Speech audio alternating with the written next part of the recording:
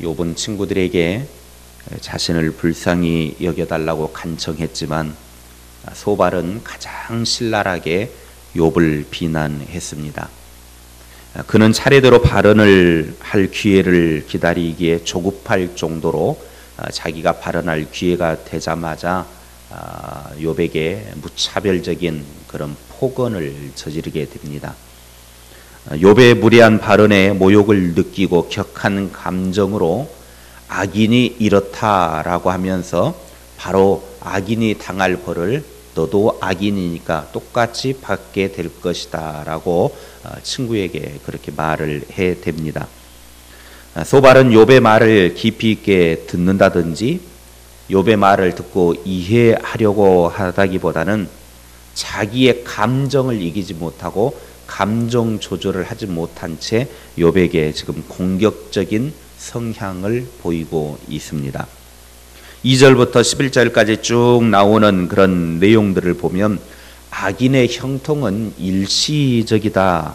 그리고 악인은 반드시 멸망한다라고 강한 어조로 이야기를 하면서 욥을 악한 죄인 취급을 하고 있고 그리고 독설을 퍼부어대고 있습니다. 물론 악한 사람들은 그렇게 된다라고 하는 말은 맞습니다.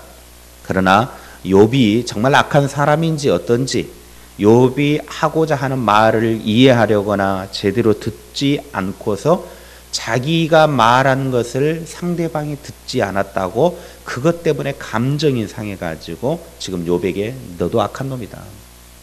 너도 그 악한 사람이 당한 멸망을 똑같이 받게 될 것이니까 너도 죄인이니까 빨리 회개해야 된다라고 욥에게 함부로 말을 하고 있더라는 것입니다. 우리는 어떤 말을 하든지 조급한 가운데에서 감정이 상한 상태에서 이 감정 조절을 못한 채 말을 해서는 안 됩니다. 만약에 우리가 감정 조절을 하지 않은 채 말을 하게 되어지면 반드시 실수를 하게 되어져 있습니다. 그러니까 어떤 감정이 상한 일이 나에게 있을 때 상대방이 나에게 기분 나쁘게 했을 때 이 감정이 안 좋은 상태에 있을 때는 절대 말을 하면 안 됩니다. 이거를 한 템포 조금 누르고 쉼을 얻고 또 이렇게 좀 마음이 이렇게 정리가 되고 난 다음에 이야기를 해야지 감정이 상한 상태에서 상대방에게 말을 하면 반드시 독설이 나갈 수밖에 없다라고 하는 것입니다. 소발은 욥의 말이 끝나기도 전에 기다렸다라고 하는 듯이 무섭게 이야기를 쏟아붓고 있습니다. 욥이 무엇을 말하고 있는지, 욥이 무엇을 호소하고 있는지 그에게는 전혀 귀에 들려오지 않았습니다. 욥이 뭐라고 아무리 말을 해도 자기 감정 상한 것만 생각이 나고 그것만 가지고 지금 그냥 자기가 말할 기회가 되자마자 기다렸다는 듯이 그렇게 이야기를 하고 있는 것이죠. 많은 경우에 우리의 관계 속에서 이런 부분들이 발견되는 것을 보게 됩니다. 이런 대화로 살아가는 부부들이 얼마나 많이 있는지도 모릅니다. 부부간에 또 자녀들과의 대화 중에 다른 사람과의 대화 중에 상대방의 이야기를 끝까지 들어주는 것이 얼마나 힘이 드는지 모릅니다. 그래서 상대방 이야기를 듣다가 조급하게 끼어들고 섣부르게 판단하고 그 사람이 뭘 말하는지 이해하지도 못하고 그저 감정적으로 이렇게 대화에 임하는 사람들이 있습니다. 많은 사람들이 대화를 하면서 이런 대화를 하게 되어지는데 이걸 가리켜서 선택적 경청이라 말합니다. 선택적 경청. 다시 말하면 듣기는 듣는 것 같은데 상대방의 말에서 자기의 생각만을 듣는다라고 하는 거예요. 그러니까 대화를 하면서 상대의 말을 듣는 것 같으면서도 정작 이야기를 하다 보면 상대방의 말은 듣지 않고 자기가 듣고 싶은 것만 들어요. 자기가 듣고 싶은 것만 듣고 그리고 자기가 미리 판단을 다 정해 놓아요. 그래 놓고 나서 결정적인 증거가 되는 말만을 딱 듣는 것이죠. 한번 가만히 생각해 보세요. 제가 설교를 해도 말씀을 들을 때도요, 어떨 때는 진짜 뒤에 가서 돌아오는 소리 들어보면 제가 말한 것과 정반대의 이야기를 하는 것을 제가 보게 됐습니다. 그럴 때마다 그 생각을 했어요. 아, 그렇구나. 우리 안에 이런 선택적 경청이 너무나 많이 있구나. 말씀을 들어도 내가 필요한 말씀만 듣고 내가 그리고 미리 판단하고 정해놓은 그것에 결정적인 어떤 증거가 되는 말만 딱 듣고 앞뒤 다 잘라버리고 그것만 하나 딱 붙잡고 목사님이 그랬다더라. 누가 그랬다더라. 이런 식으로 이야기를 하고 다닌다면 이게 바로 선택적 경청이라고 하는 것입니다. 우리의 정말 안 좋은 습관이죠.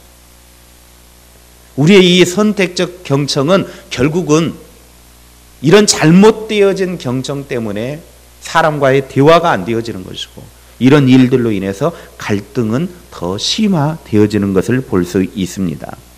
그렇기 때문에 이런 사람들은 선택적인 경청을 하는 사람들은 조급하고 기다릴 수 없습니다. 빨리 말을 해야 됩니다. 그렇기 때문에 이런 사람들은 반드시 실수하게 되어져 있고 원래 말하는 사람과 의도와는 정반대로 이야기를 해서 심각한 문제를 만들어내고 마는 것입니다. 이것이 바로 욥의 절규를 듣고 있는 소발의 선택적 경청이었습니다.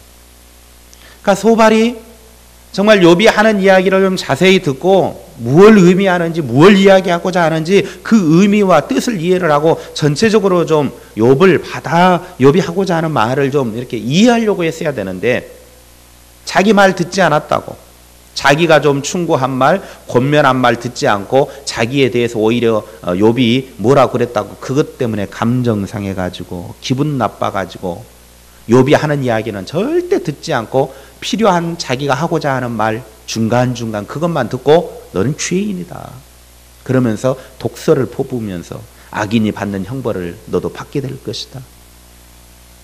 그리고 네가 지금 이런 고난에 처하게 된 것은 그런 죄로 인하여 심판받은 것이다. 당연한 것이다. 근데 너 뭐가 그렇게 말이 많냐? 욥에게 지금 그렇게 말을 하고 있는 것입니다. 이렇게 선택적인 경청을 하고 말을 하는 사람들의 특징은 미련한 자의 특징이라고 성경은 표현을 합니다. 미련한 사람은 자기 자신이 옳다라고 말합니다. 자기 자신이 틀렸어도 내가 옳다. 이게 미련한 사람들의 특징이에요. 뭣도 모르면서 아는 척해요. 그게 옳은 줄 알아요.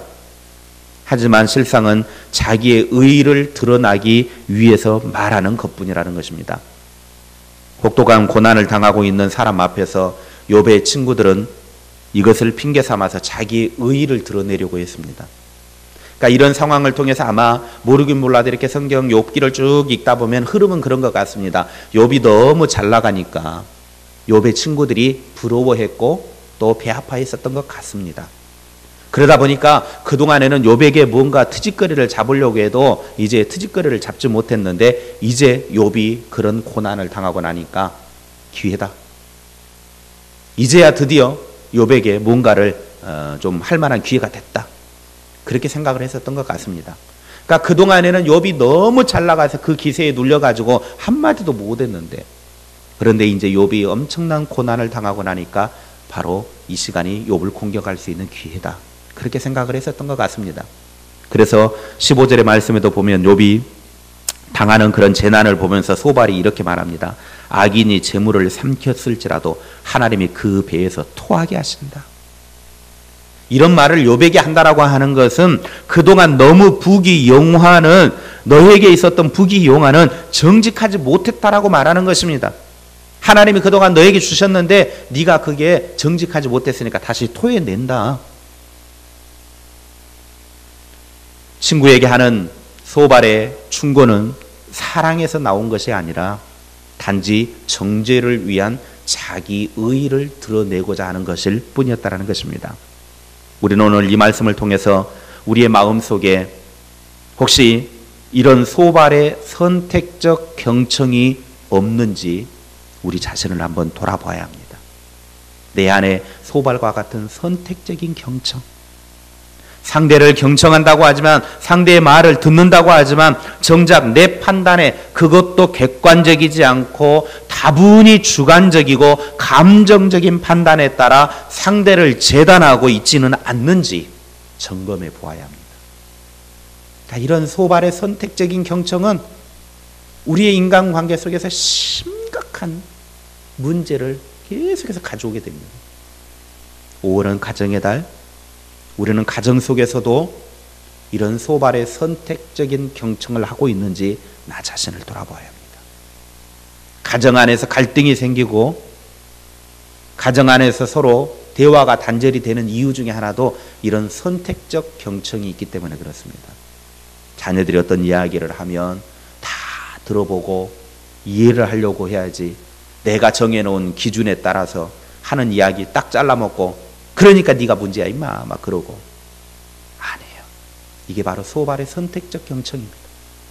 우리는 이런 선택적인 경청이 아니라 전체를 다 듣고 우리의 마음을 열고 진심으로 상대의 말을 듣겠다고 한다고 하면 우리는 비로소 상대가 진정으로 말하는 소리를 듣게 될 줄로 믿습니다. 나의 마음을 열고 상대가 하고자 하는 말을 다 듣겠다, 사랑의 마음을 가지고 듣겠다 하는 그런 마음을 가지면 다 들려지게 돼 있는 거예요. 그런데 내 감정상에서 내 필요한 말만 들으려고 하니까, 내가 원하는 말만 들으려고 하니까 귀가 딱 닫혀가지고 그 하나만 딱 잡고 그렇다, 너 걸려들었다, 이렇게 되어지는 것입니다. 그러니까 가정 안에서도 갈등이 생기고 상대방의 말은 들으려고 하지도 않고, 그리고 뭐 한마디 하면 자기가 뭔가를 트집거리 잡으려고 하는 말만 딱 듣고, 그렇게 해서 언제 그러지 않았느냐 이런 식으로 공격을 하고, 이게 보통 문제가 아니라는 것입니다. 우리의 상처와 갈등은 상대방의 말을 잘 듣는 것만으로도 회복과 치유가 일어납니다. 하나님께서 우리 주위에게 또 붙여주신 사람들, 우리 옆에 붙여주신 사람들은 그렇게 우리로 하여금 진정한 들음의 대상으로 주신 소중한 사람들입니다. 내 옆에 있는 사람들의 소리들을 잘 들어주는 것, 그게 우리들의 하나님이 붙여주신 이유입니다. 이런 믿음의 전제 위에서 우리가 선택적 경청이 아니라 상대의 진정한 마음을 있는 그대로 듣기 시작한다면 그 들음에서 아무리 깊은 부조리도 극복될 수 있습니다. 아무리 좋지 못한 그런 상황들도 우리는 해결해 될 수 있습니다. 요동치는 갈등도 잘 들어주면 사라질 것입니다. 어느 누구도 손대지 못했던 깊은 상처도 딱지가 앉으며 회복될 것입니다. 서로 건널 수 없다고 생각했던 깊은 골짜기도 잘 들어주면 메워질 것입니다. 우리에게 소발의 선택적 경청이 아니라 마음을 열고 상대방의 말을 이해하고 사랑하는 마음으로 잘 들어줄 수 있는 그런 우리의 삶이 되어질 수 있기를 바랍니다.